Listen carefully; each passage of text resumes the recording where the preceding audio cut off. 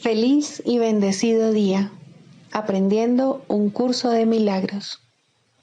El secreto de la verdadera oración es olvidarte de las cosas que crees necesitar.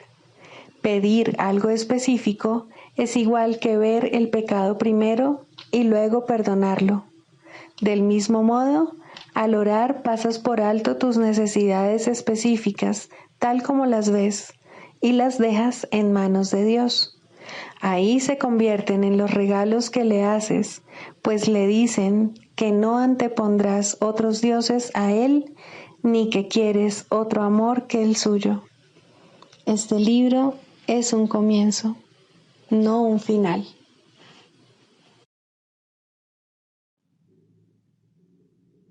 Del prefacio, que postula, párrafo 7.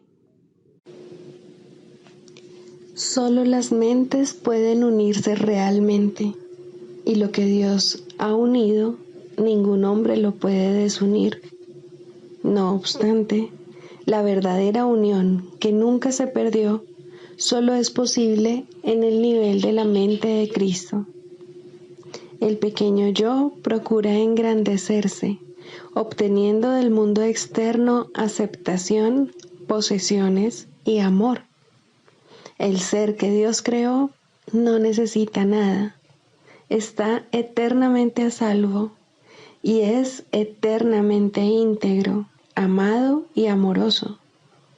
Busca compartir en vez de obtener, extender en vez de proyectar. No tiene necesidades de ninguna clase y solo busca unirse a otros que, como él, son conscientes de su propia abundancia.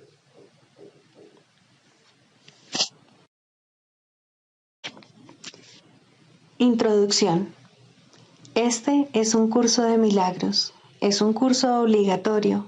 Solo el momento en que decides tomarlo es voluntario. Tener libre albedrío no quiere decir que tú mismo puedas establecer el plan de estudios. Significa únicamente que puedes elegir lo que quieres aprender en cualquier momento dado. Este curso no pretende enseñar el significado del amor, pues eso está más allá de lo que se puede enseñar. Pretende, no obstante, despejar los obstáculos que impiden experimentar la presencia del amor, el cual es tu herencia natural. Lo opuesto al amor es el miedo, pero aquello que todo lo abarca no puede tener opuestos. Este curso puede, por lo tanto, resumirse muy simplemente de la siguiente manera. Nada real puede ser amenazado. Nada irreal existe. En esto radica la paz de Dios.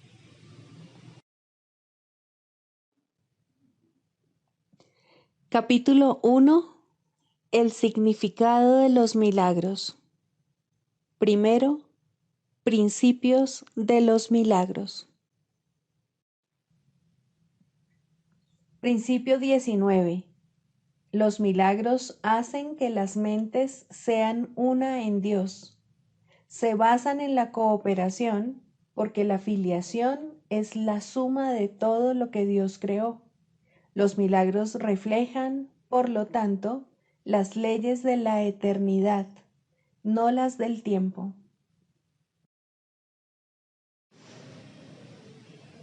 Capítulo 20. La visión de la santidad.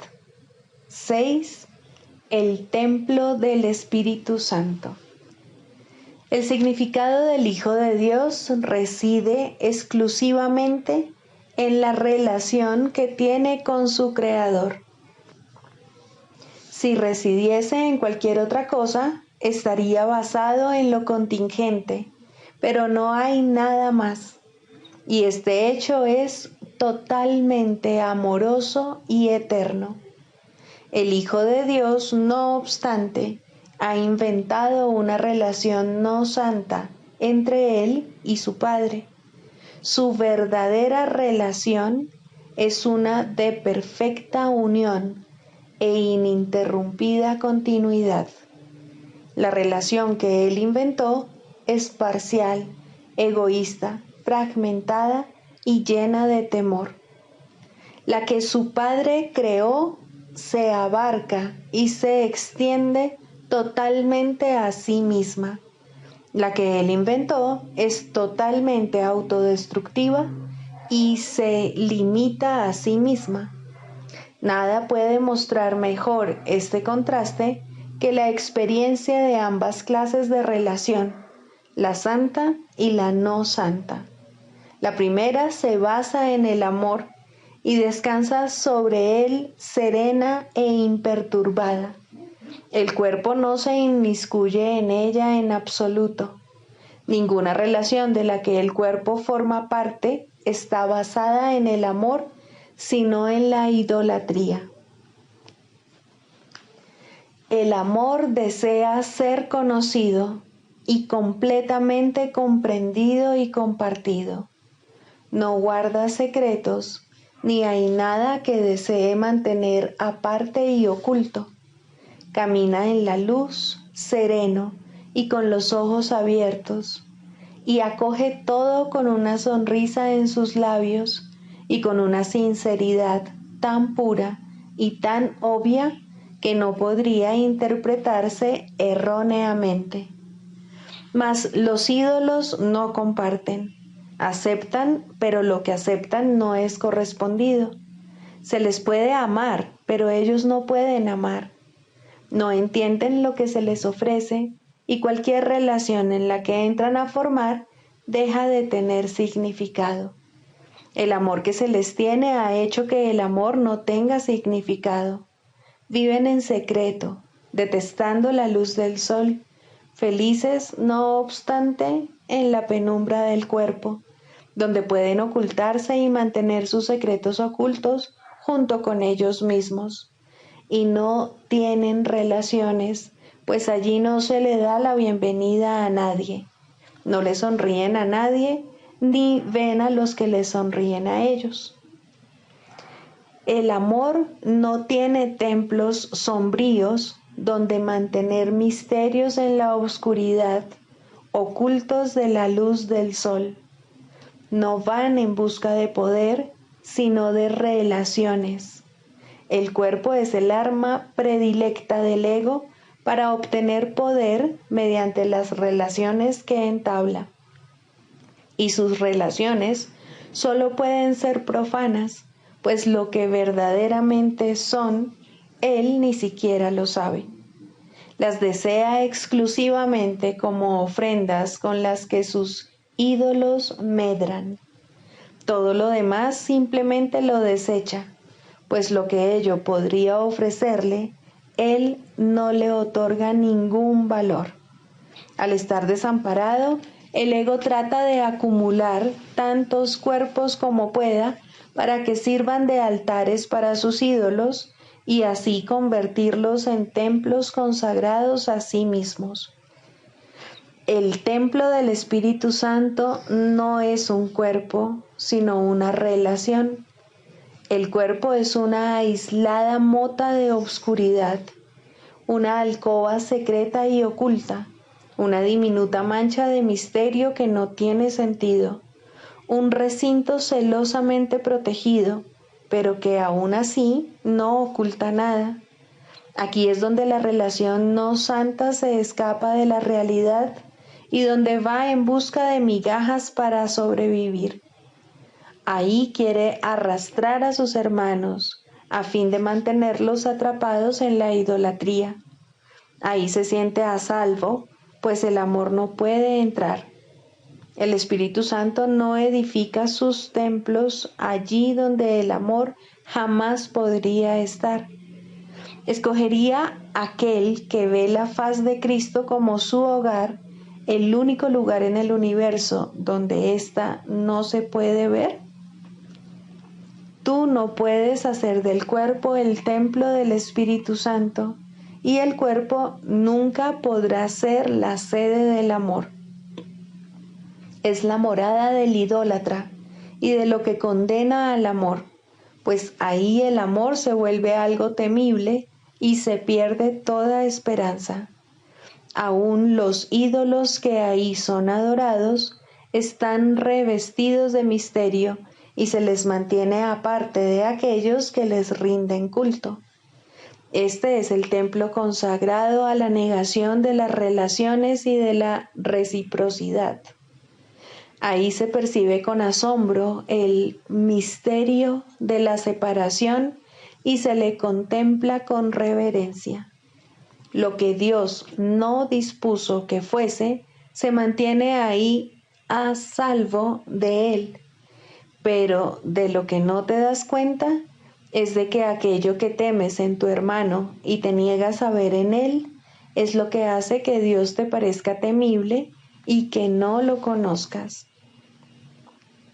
Los idólatras siempre tendrán miedo del amor, pues nada los amenaza tanto como su proximidad. Deja que el amor se les acerque y pasa por alto el cuerpo, como sin duda hará, y corren despavoridos, sintiendo cómo empiezan a estremecerse y a tambalearse los cimientos aparentemente sólidos de su templo. Hermano, tú tiemblas con ellos. Sin embargo, de lo que tienes miedo es del heraldo de la libertad. Ese lugar de sombras no es tu lugar. Tu templo no está en peligro. Ya no eres un idólatra. El propósito del Espíritu Santo está a salvo en tu relación y no en tu cuerpo. Te has escapado del cuerpo. El cuerpo no puede entrar allí donde tú estás, pues ahí es donde el Espíritu Santo ha establecido su templo. Las relaciones no admiten grados, o son o no son. Una relación no santa no es una relación. Es un estado de aislamiento que aparenta ser lo que no es. Eso es todo. En el instante en que la idea descabellada de hacer que tu relación con Dios fuese profana pareció posible, todas tus relaciones dejaron de tener significado.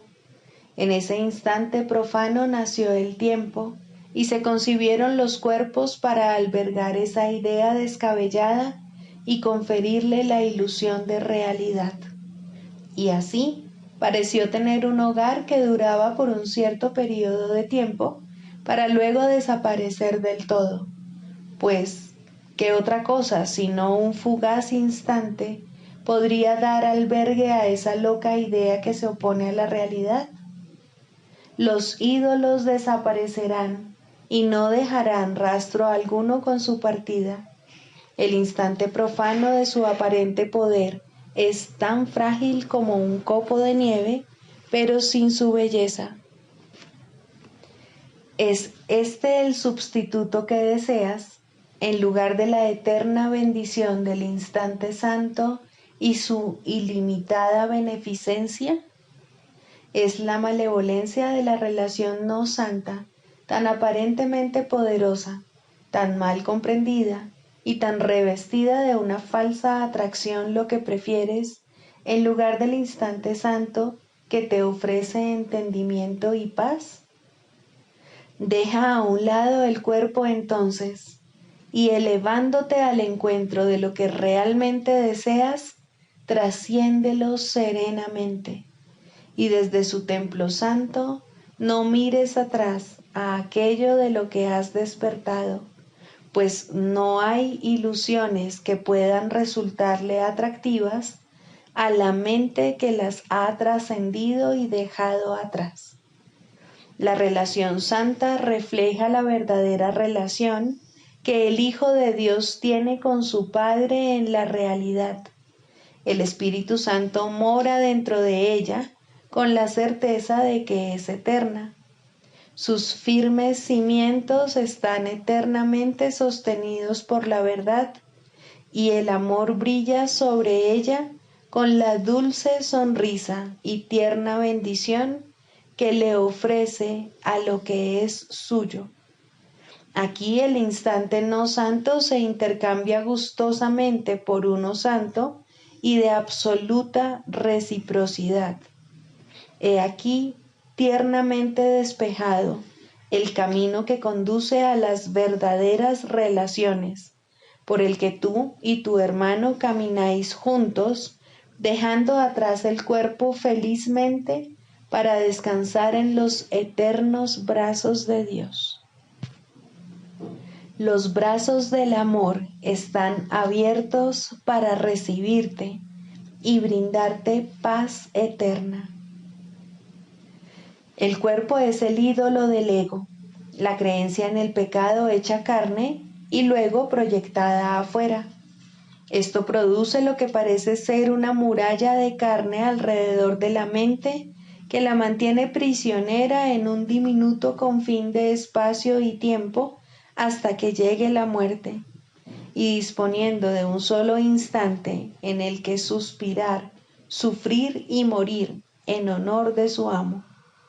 Y este instante no santo es lo que parece ser la vida, un instante de desesperación, un pequeño islote de arena seca, desprovisto de agua y sepultado en el olvido. Aquí se detiene brevemente el Hijo de Dios para hacer su ofrenda a los ídolos de la muerte y luego fallecer. Sin embargo, aquí está más muerto que vivo. No obstante, es aquí también donde puede volver a elegir entre la idolatría y el amor. Aquí se le da a escoger entre pasar dicho instante rindiéndole culto al cuerpo o permitir que se le libere de él. Aquí puede aceptar el instante santo que se le ofrece como sustituto del instante no santo que antes había elegido. Y aquí puede finalmente darse cuenta de que las relaciones son su salvación, no su ruina. Tú que estás aprendiendo esto, puede que aún tengas miedo, pero no estás inmovilizado. El instante santo tiene ahora para ti mucho más valor que su aparente contrapartida, y te has dado cuenta de que realmente solo deseas uno de ellos. Este no es un período de tristeza, tal vez de confusión, pero no de desaliento. Tienes una verdadera relación, la cual tiene significado. Es tan similar a tu verdadera relación con Dios como lo son entre sí todas las cosas que gozan de igualdad.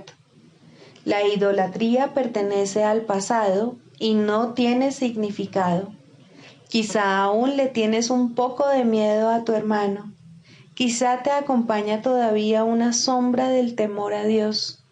Mas, ¿qué importancia tiene eso para aquellos a quienes se les ha concedido tener una verdadera relación que trasciende el cuerpo? Y se les podría privar por mucho más tiempo de contemplar la faz de Cristo, y podrían ellos seguir privándose a sí mismos por mucho más tiempo del recuerdo de la relación que tienen con su Padre y mantener la memoria de su amor fuera de su conciencia.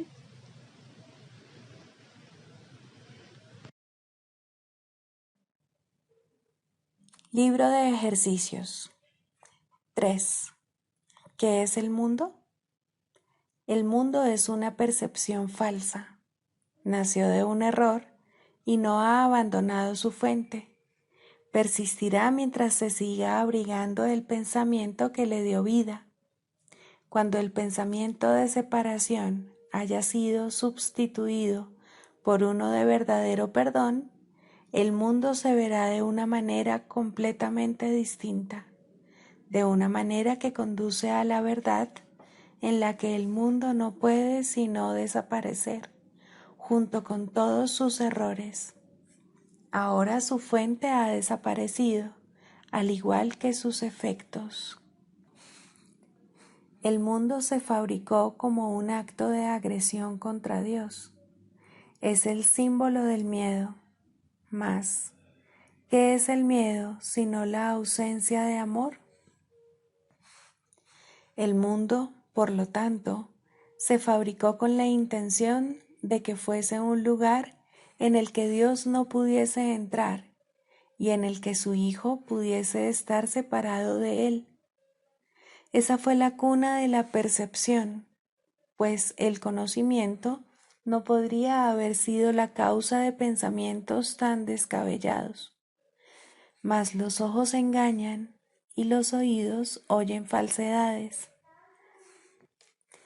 Ahora es muy posible cometer errores porque se ha perdido la certeza. Y para sustituirla nacieron los mecanismos de la ilusión, que ahora van en pos de lo que se les ha encomendado buscar. Su finalidad es servir el propósito para el que se fabricó el mundo, de modo que diese testimonio de él y lo hiciera real. Dichos mecanismos ven en sus ilusiones una sólida base donde existe la verdad y donde se mantiene aparte de las mentiras. No obstante, no informan más que de ilusiones, las cuales se mantienen separadas de la verdad. Del mismo modo en que el propósito de la vista fue alejarte de la verdad, puede asimismo tener otro propósito. Todo sonido se convierte en la llamada de Dios, y aquel a quien Dios designó como el Salvador del mundo puede conferirle a toda percepción un nuevo propósito. Sigue su luz y verás el mundo tal como Él lo ve. Oye solo su voz en todo lo que te habla y deja que Él te conceda la paz y la certeza que tú desechaste, pero que el cielo salvaguardó para ti en Él. No nos quedemos tranquilos hasta que el mundo se haya unido a nuestra nueva percepción. No nos demos por satisfechos hasta que el perdón sea total, y no intentemos cambiar nuestra función. Tenemos que salvar al mundo, pues nosotros que lo fabricamos tenemos que contemplarlo a través de los ojos de Cristo, de modo que aquello que se concibió para que muriese pueda ser restituido a la vida eterna. Lección 242. Este día se lo dedico a Dios. Es el regalo que le hago. Hoy no dirigiré mi vida por mi cuenta. No entiendo el mundo, por lo tanto, tratar de dirigir mi vida por mi cuenta es una locura. Mas hay alguien que sabe qué es lo que más me conviene, y él se alegra de tomar por mí únicamente aquellas decisiones que me conducen a Dios. Pongo este día en sus manos, pues no quiero demorar mi regreso al hogar, y es Él el que conoce el camino que me conduce a Dios. Y así, ponemos este día en tus manos. Venimos con mentes completamente receptivas.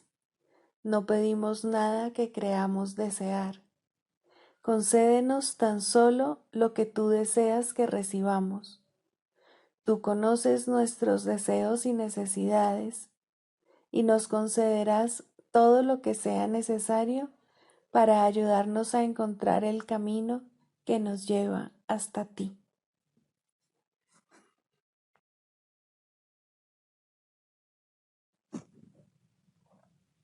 Características de los maestros de Dios. 10. Mentalidad abierta.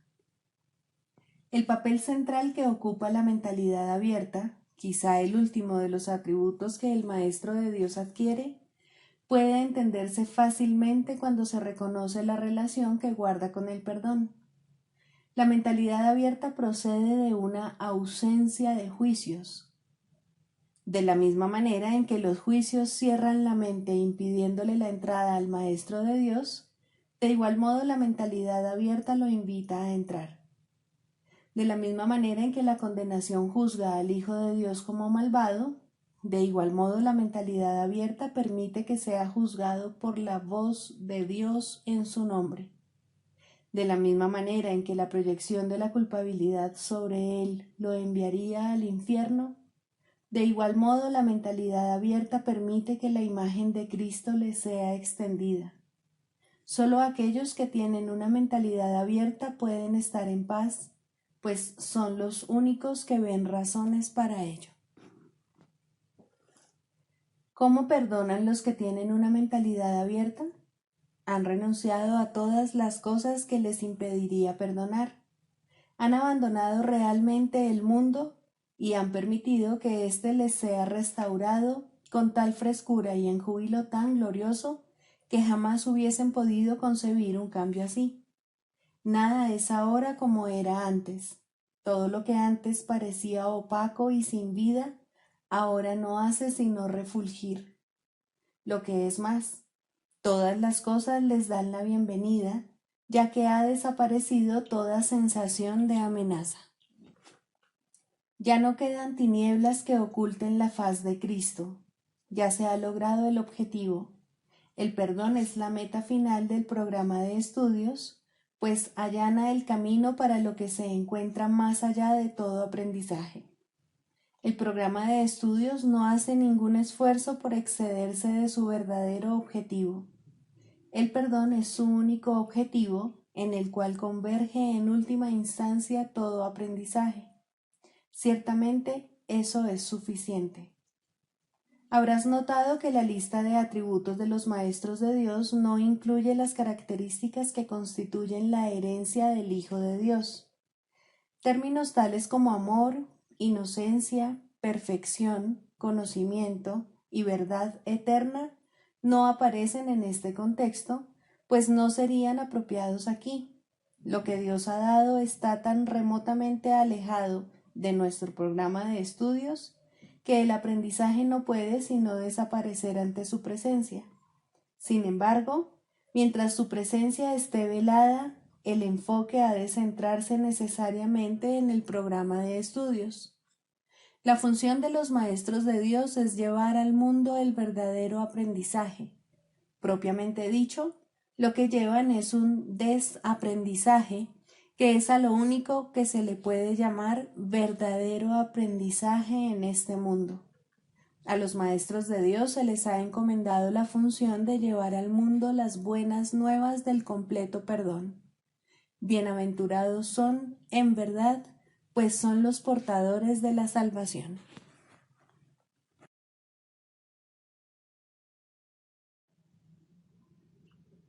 Manual para el maestro, pregunta 16. ¿Cómo debe pasar el día el maestro de Dios?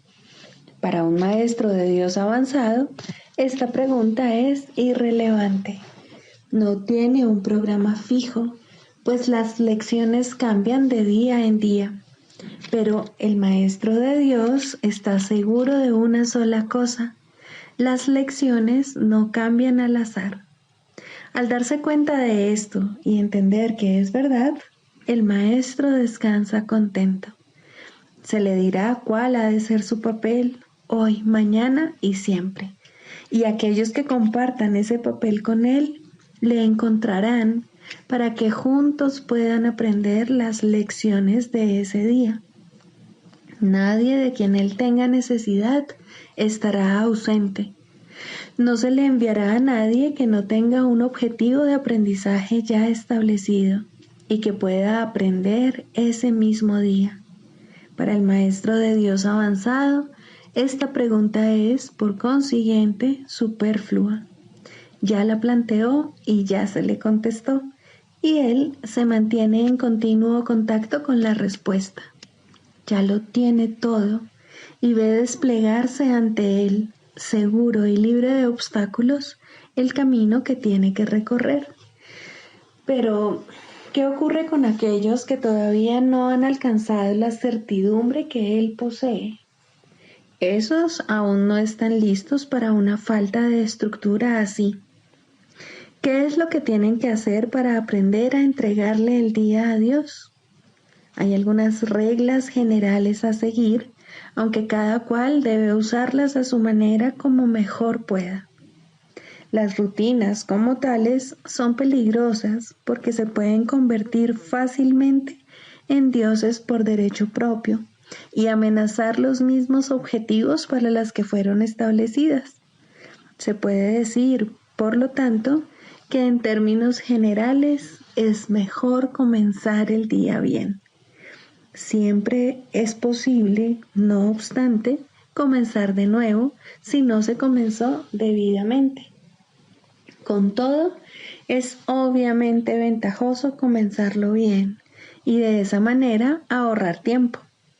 En un principio es aconsejable pensar en función del tiempo, aunque este no es de ningún modo el criterio esencial, probablemente es el más fácil de observar al principio. Inicialmente se hace hincapié en ahorrar tiempo, que si bien sigue siendo importante a lo largo de todo el proceso de aprendizaje, se recalcará cada vez menos. De entrada, podemos decir con seguridad que el tiempo que se dedica a comenzar bien el día ciertamente ahorra tiempo. ¿Cuánto tiempo debe emplearse en ello? Eso depende del mismo Maestro de Dios, quien no puede adjudicarse a sí mismo ese título hasta que haya completado el libro de ejercicios, ya que estamos aprendiendo dentro del marco de este curso. Después de haber finalizado las sesiones de práctica más estructuradas contenidas en el libro de ejercicios, la necesidad individual será el factor determinante. Este curso es siempre práctico. Puede ser que el Maestro de Dios no se encuentre en una situación que sea conducente a pasar unos minutos en un estado de quietud, nada más al despertarse. Si ese es el caso, que recuerde tan solo que su elección es pasar un ratito con Dios lo antes posible y que lo haga. La cantidad de tiempo que dedique a ello no es lo más importante. Uno puede fácilmente pasarse 1 hora sentado, inmóvil, con los ojos cerrados y no lograr nada. O bien puede, con igual facilidad, dedicarle a Dios solo un instante y en ese instante unirse a Él completamente. Quizá la única generalización que puede hacerse al respecto es la siguiente. Dedica un rato, lo antes posible, después de despertarte, a estar en silencio. Y continúa durante 1 o 2 minutos más después de que haya comenzado a resultarte difícil. Probablemente descubrirás que la dificultad disminuye y desaparece. En caso de no ser así, ese es el momento de parar. Por la noche se debe seguir el mismo procedimiento. Tal vez tu periodo de sosiego deba ser temprano en la noche, si no te es posible hacerlo inmediatamente antes de irte a dormir. No debes hacerlo acostado, es mejor estar sentado, en cualquier postura que prefieras. Habiendo completado el libro de ejercicios, seguramente habrás llegado a algunas conclusiones al respecto. Si te es posible, un momento apropiado para dedicárselo a Dios es justo antes de irte a dormir. Esto pone a tu mente en un estado de reposo y te aparta del miedo. Si te resulta más conveniente hacerlo más temprano, asegúrate al menos de no olvidarte pasar un rato, aunque sea solo un momento, en el que cierras los ojos y piensas en Dios. Hay un pensamiento en particular que debe recordarse a lo largo del día.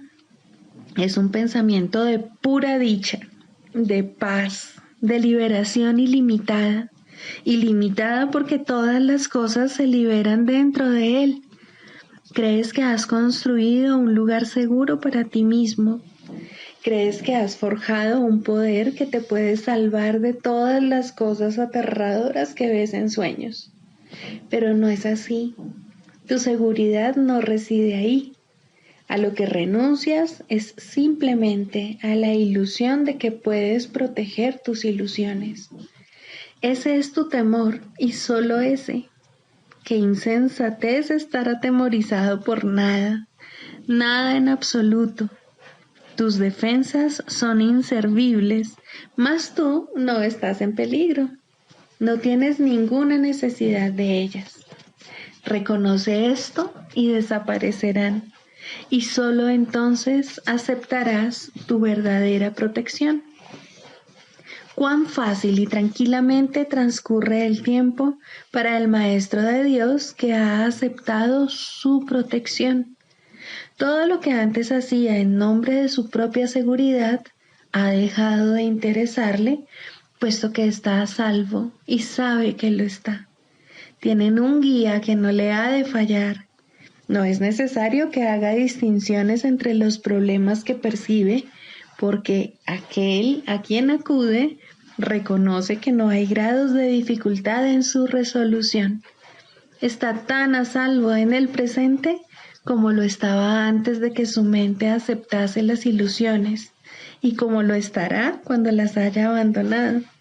Su estado no cambia con la ocasión o con el lugar, porque todas las ocasiones y todos los lugares son uno para Dios.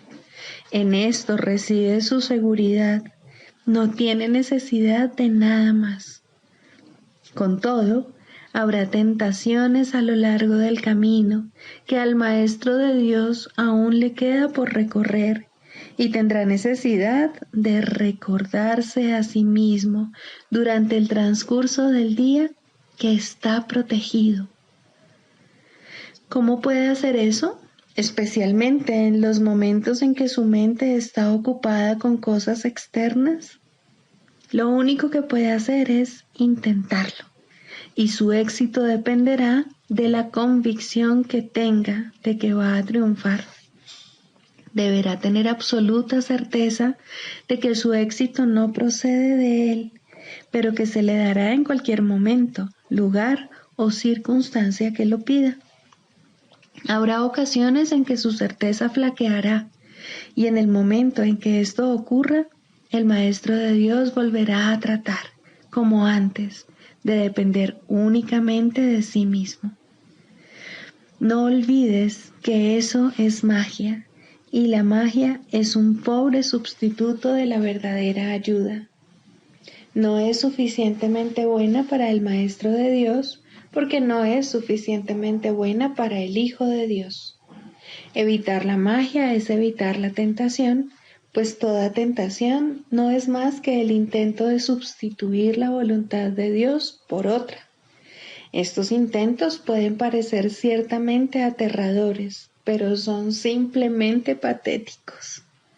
No pueden tener efectos, ya sean buenos o malos, sanadores o destructivos, tranquilizadores o aterradores, gratificantes o que exijan sacrificio. Cuando el Maestro de Dios reconozca que la magia simplemente no es nada, habrá alcanzado el estado más avanzado.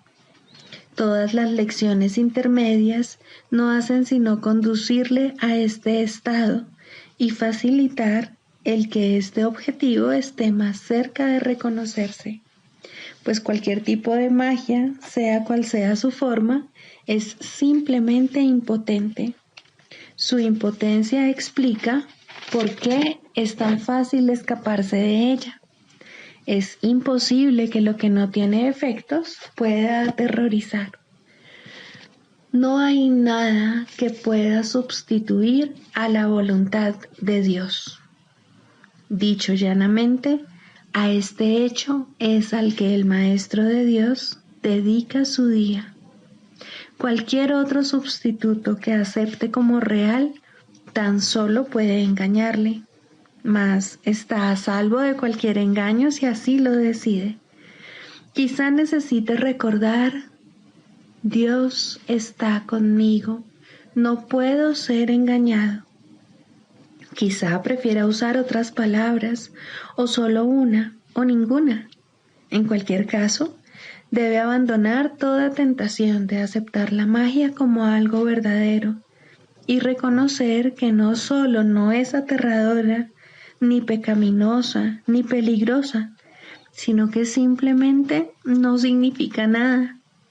Al estar arraigada en el sacrificio y la separación, que no son más que dos aspectos de un mismo error, el Maestro de Dios elige simplemente renunciar a todo lo que nunca tuvo, y a cambio de ese sacrificio, entre comillas, se le restaura el cielo en su conciencia. ¿No te gustaría un intercambio así? El mundo lo haría gustosamente si supiera que se puede hacer. Los maestros de Dios son los que deben enseñarle que sí se puede, y por lo tanto, su función es asegurarse de que ellos mismos lo hayan aprendido.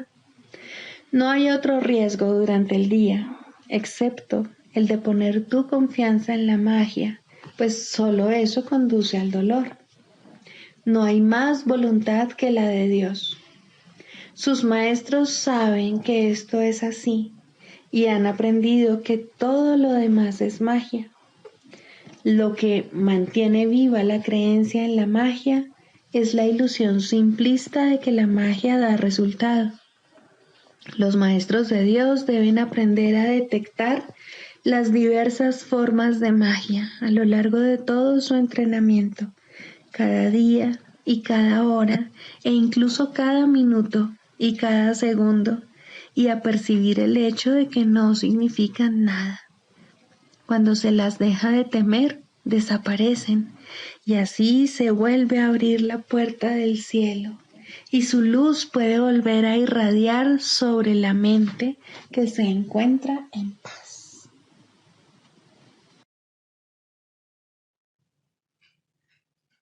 Clarificación de términos. El ego, el milagro. Las ilusiones no perdurarán. Su final es indudable y eso es lo único que es seguro en su mundo. Por eso es por lo que es el mundo del ego. ¿Qué es el ego? El ego no es más que un sueño de lo que en realidad eres. Un pensamiento de que estás separado de tu creador y un deseo de ser lo que él no creó. El ego es un producto de la locura, no de la realidad. Es tan solo un nombre para lo innombrable, un símbolo de lo imposible, una elección de opciones que no existen. Le damos un nombre solo para que nos ayude a entender que no es más que un pensamiento ancestral según el cual aquello que se ha inventado es inmortal. Mas, ¿qué podría proceder de ello excepto un sueño que, al igual que todos los demás sueños, tan solo puede terminar en la muerte? ¿Qué es el ego? El ego no es nada, pero se manifiesta de tal forma que parece ser algo. En un mundo de formas no se puede negar al ego, pues solo él parece real. Mas, ¿podría el Hijo de Dios, tal como su Padre lo creó, morar en una forma o en un mundo de formas? Si alguien te pide que definas al ego y expliques cómo se originó, es porque cree que el ego es real e intenta, por definición, asegurarse de que su naturaleza ilusiva quede oculta tras las palabras que parecen otorgarle realidad. Ninguna definición que se haya hecho de una mentira puede hacer que ésta sea verdad, ni tampoco puede haber una verdad que las mentiras puedan realmente ocultar. La irrealidad del ego no se niega con palabras, ni su significado se vuelve claro por el hecho de que su naturaleza parezca tener una forma. ¿Quién puede definir lo indefinible? Sin embargo, incluso para esto hay una respuesta. No podemos formular realmente una definición de lo que es el ego, pero sí podemos decir lo que no es. Y esto lo podemos ver con perfecta claridad. Basándonos en eso, podemos deducir lo que es. Observa su opuesto y verás la única respuesta que tiene sentido. A lo opuesto al ego, desde cualquier punto de vista, origen, efectos y consecuencias, le llamamos milagro. En él encontramos todo lo que no tiene que ver con el ego en este mundo. El milagro es lo opuesto al ego, y solo en él podemos observar lo que era el ego, pues en él vemos lo que éste aparentemente hacía, y la causa y sus efectos no pueden sino seguir siendo una misma cosa. Donde antes había obscuridad, ahora veremos luz. ¿Qué es el ego? Lo que antes era la obscuridad. ¿Dónde está el ego? Donde antes estaba la oscuridad. ¿Qué es ahora y dónde puede encontrársele? No es nada y no se le puede encontrar en ninguna parte. Ahora la luz ha llegado y su opuesto se ha ido sin dejar ni rastro. Donde antes había maldad, ahora hay santidad. ¿Qué es el ego? Lo que antes era maldad. ¿Dónde está el ego? En una pesadilla que solo parecía ser real mientras la estabas soñando. Donde antes había crucifixión, ahora está el Hijo de Dios. ¿Qué es el ego? ¿Quién tiene necesidad de preguntar? ¿Dónde está el ego? ¿Quién necesita ir en busca de ilusiones ahora que los sueños han desaparecido? ¿Qué es un milagro? Un milagro es un sueño también, pero si observas todos los aspectos de ese sueño, jamás volverás a dudar. Observa el bondadoso mundo que se extiende ante ti mientras caminas envuelto en mansedumbre. Observa a los ayudantes que encuentras a lo largo del camino que recorres, felices ante la certeza del cielo y la garantía de paz. Y observa también, por un instante, lo que por fin dejaste atrás y finalmente pasaste de largo. Esto es lo que era el ego, el odio cruel, la necesidad de venganza y los gritos de dolor, el miedo a la muerte y el deseo de matar, la ilusión de no tener hermanos y el yo que parecía estar solo en el universo. El milagro corrige este terrible error con respecto a ti mismo, con la misma dulzura con la que una madre amorosa adormece con su canto a su criatura. ¿No preferirías escuchar un canto así? ¿No contestaría ese canto todo lo que pensabas preguntar, haciendo incluso que la pregunta dejase de tener sentido? Tus preguntas no tienen respuesta, ya que han sido planteadas para acallar la voz de Dios, la cual nos hace a todos una sola pregunta. ¿Estás listo ya para ayudarme a salvar el mundo? Pregunta esto en vez de preguntar qué es el ego, y verás un súbito resplandor envolver al mundo que el ego fabricó. Ahora no se le niega a nadie ningún milagro. El mundo se ha salvado de todo lo que tú pensabas que era, y lo que es ha sido siempre absolutamente puro y jamás ha sido condenado. El milagro perdona, el ego condena.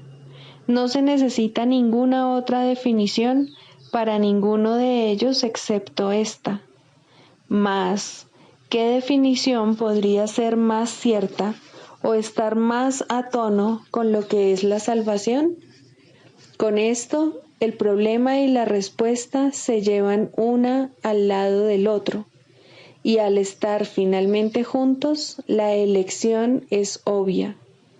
¿Quién elegiría el infierno de reconocer que eso es lo que está eligiendo? ¿Y quién no seguiría adelante un poco más cuando le ha sido dado comprender que el camino es corto y que el cielo es su meta?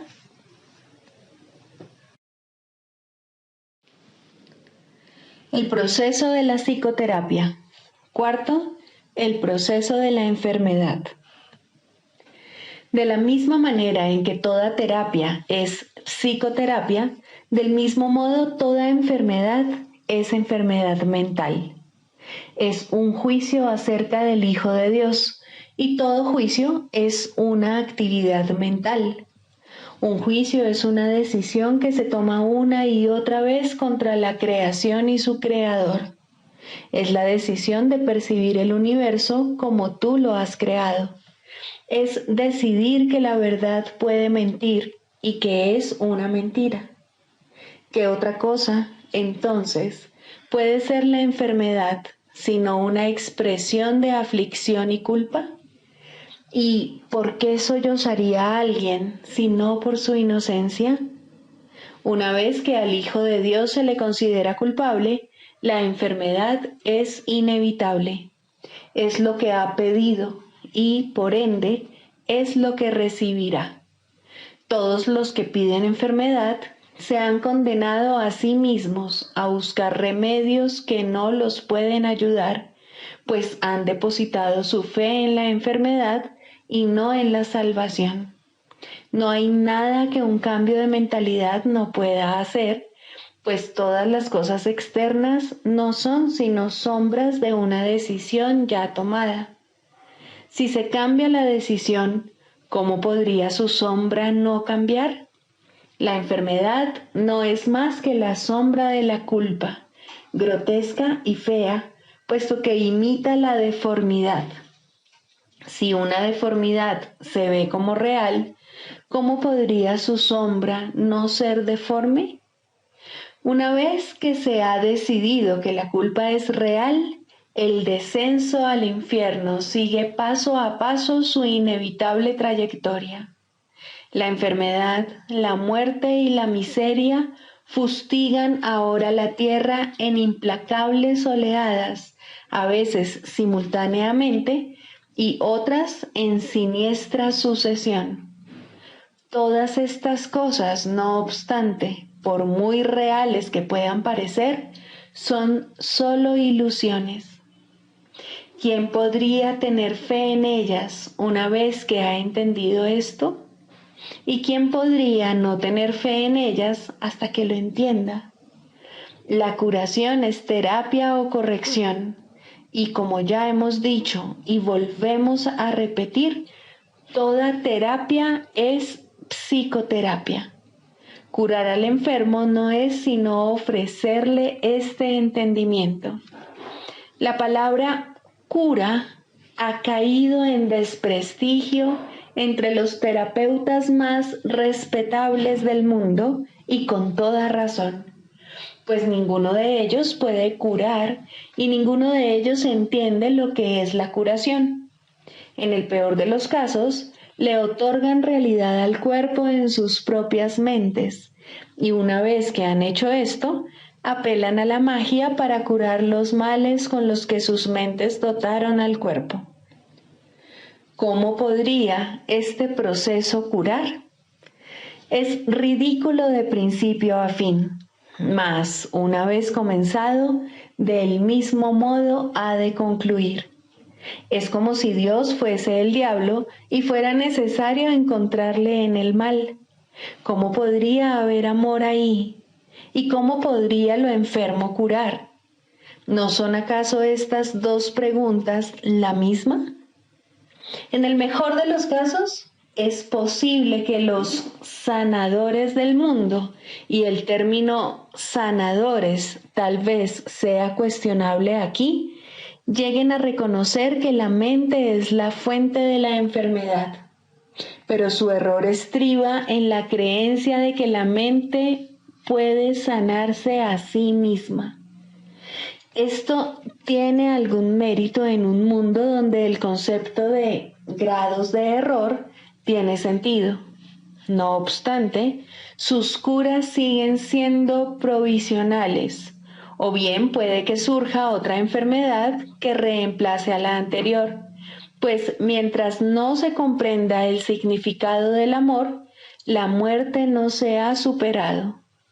¿Y quién puede comprenderlo sin la palabra de Dios que Él dio al Espíritu Santo para que fuese su regalo para ti? Cualquier clase de enfermedad puede definirse como el resultado de verse a uno mismo débil, vulnerable, malvado y en peligro, y, por ende, en constante necesidad de defensa. Sin embargo, si el yo fuese realmente así, cualquier defensa sería inútil. Las defensas que se procuran, por lo tanto, no pueden sino ser mágicas. Deben superar todos los límites percibidos en uno mismo y, simultáneamente, forjar un nuevo concepto propio en el cual el antiguo no tiene cabida. En resumen, el error se acepta como real y se lidia con él mediante ilusiones. Al haberse llevado la verdad al ámbito de las ilusiones, la realidad se ha vuelto una amenaza y se percibe como algo malvado. El amor se vuelve algo temible porque la realidad es amor. De este modo se cierra el círculo contra las incursiones de la salvación. La enfermedad es, por lo tanto, un error y necesita corrección.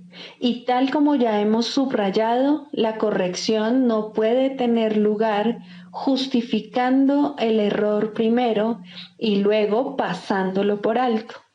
Si la enfermedad fuese real, en verdad no podría pasarse por alto, pues obviar la realidad es demencia. Ese es, no obstante, el propósito de la magia: hacer que las ilusiones sean verdad mediante una percepción falsa. Esto no puede curar porque se opone a la verdad. Tal vez una ilusión de salud sustituya la ilusión de enfermedad por un breve periodo de tiempo, mas no perdurará. Las ilusiones no pueden ocultar el miedo por mucho tiempo, pues éste forma parte de ellas. Escapará y adoptará otra forma al ser la fuente de todas las ilusiones. La enfermedad es demencia porque toda enfermedad es enfermedad mental y en esto no hay grados. Una de las ilusiones que hace que la enfermedad se perciba como real es la creencia de que la enfermedad varía en intensidad, que el grado de amenaza difiere según la forma que adopte. En esto radica la base de todos los errores, pues todos ellos no son más que intentos de transigir al ver solo una pequeña parte del infierno. Esto es una burla tan ajena a Dios que por siempre ha de ser inconcebible. Pero los dementes lo creen porque están locos. Un loco defiende sus ilusiones porque ve en ellas su salvación. Por lo tanto, atacará a todo aquel que trate de salvarlo de ellas al creer que está siendo atacado por él. Este curioso círculo de ataque-defensa es uno de los problemas más difíciles que debe enfrentar el psicoterapeuta. De hecho, esa es su tarea principal, la esencia de la psicoterapia. Al terapeuta se le ve como alguien que está atacando la posesión más preciada del paciente, su imagen propia. Y puesto que esta imagen se ha convertido en la seguridad del paciente, tal como él la considera, el terapeuta no puede sino ser percibido como una verdadera fuente de peligro que hay que atacar e incluso matar. El psicoterapeuta, pues, tiene una enorme responsabilidad. Debe hacer frente al ataque sin atacar y, por consiguiente, sin defenderse. Su tarea consiste en demostrar que las defensas no son necesarias y que la indefensión es fortaleza. Esta debe ser su enseñanza, si quiere que su lección sea que la cordura es seguridad. No puede hacerse suficiente hincapié en el hecho de que el demente cree que la cordura es una amenaza. Este es el corolario del pecado original. la creencia de que la culpa es real y de que está plenamente justificada. Por lo tanto, la función del psicoterapeuta consiste en enseñar que la culpa, al ser irreal, no tiene justificación ni ofrece seguridad alguna. Por consiguiente, siempre será indeseable, además de irreal. Esta única doctrina de salvación es la meta de toda terapia, pues alivia la mente de la insensata carga de culpa que tan fatigosamente arrastra, y de este modo la curación se logra. No se cura el cuerpo, simplemente se le reconoce como lo que es. Si se percibe correctamente, se puede entender su propósito. ¿Qué necesidad hay, entonces, de enfermedad? Con este único cambio, todo lo demás vendrá por añadidura. No hay necesidad de complicados cambios. No hay necesidad de largos análisis ni de discusiones o búsquedas fatigosas. La verdad es simple al ser una y la misma para todos.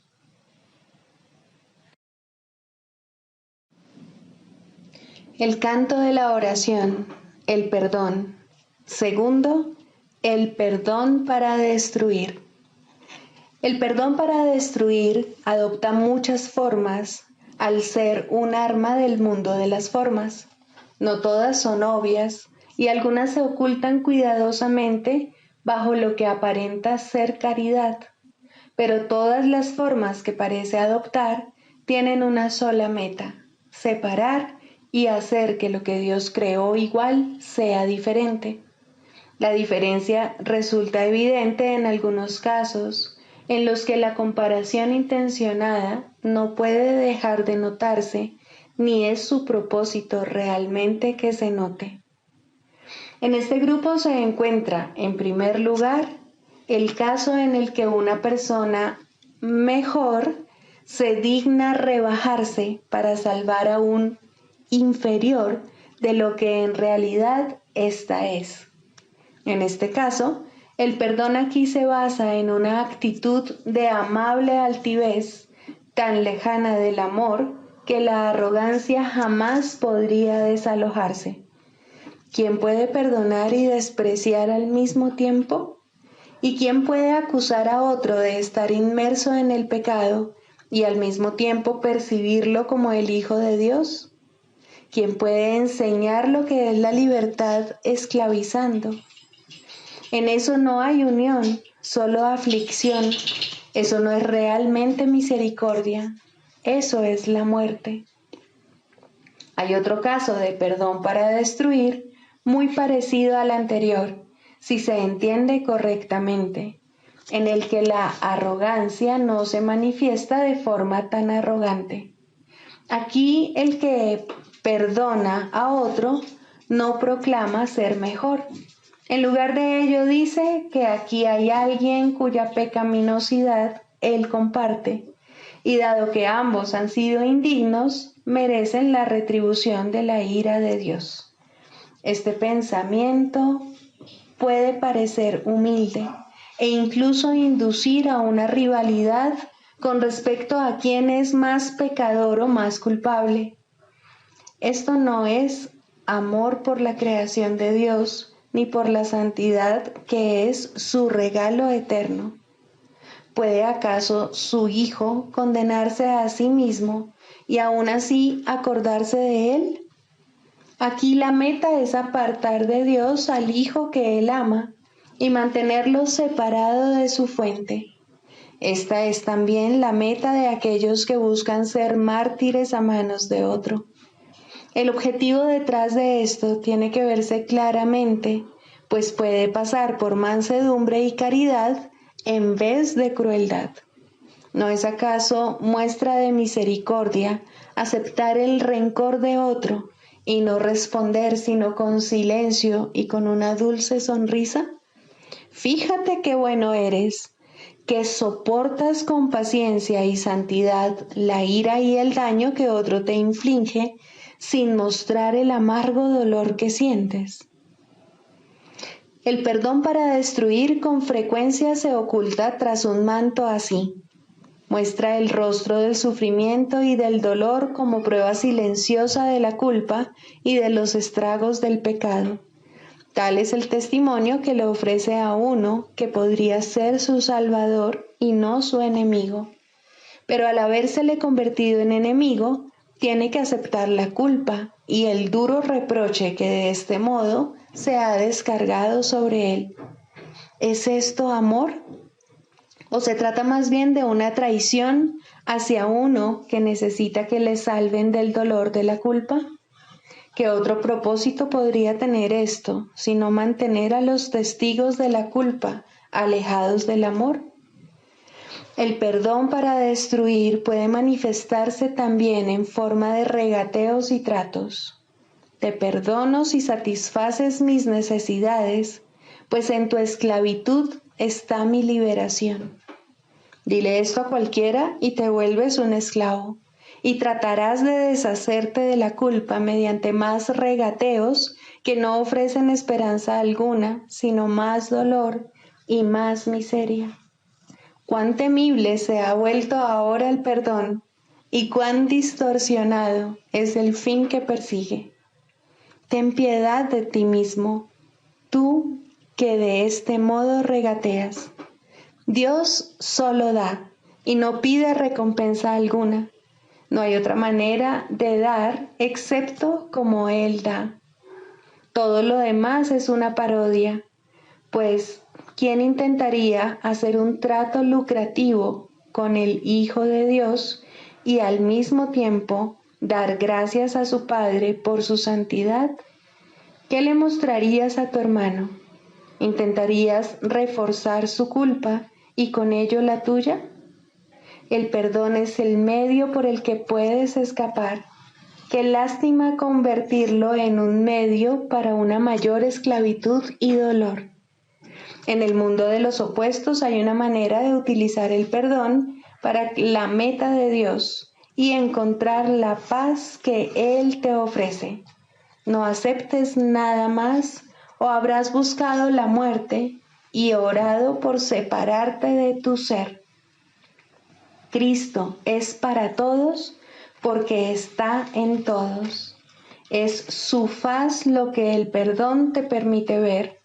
Es su faz en la que ves la tuya.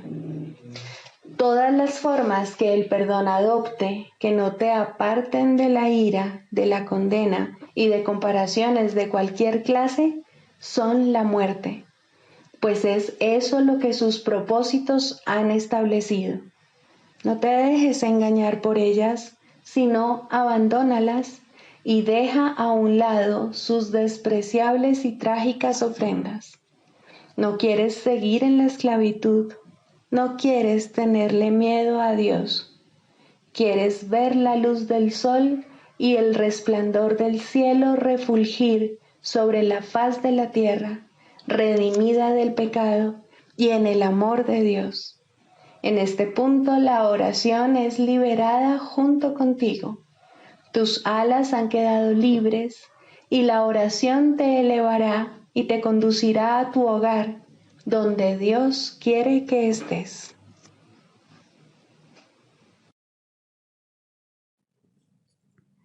Sigamos a Jesús haciendo del perdón algo tan natural como respirar y algo tan vital como el aire. Amén.